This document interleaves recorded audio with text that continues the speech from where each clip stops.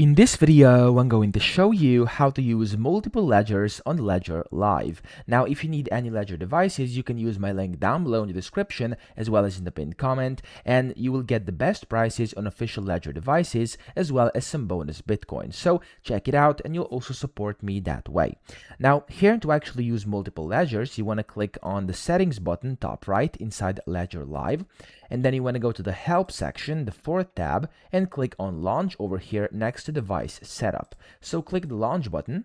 Here, select your new ledger you would like to basically use together with your original one. So for example, the Nano S, and then click on first time using a Nano S if that's your first time, or already have a recovery phrase in case you do. I'm going to click on this. And then here you basically have to go through the entire setup process once again. So as you can see here, just read all the instructions, keep on clicking next step. Okay, I'm ready, and just follow the instructions very, very closely on your screen. Make sure everything is done correctly. And after you come to the very end, which takes, as it said over there, like half an hour, 30 minutes.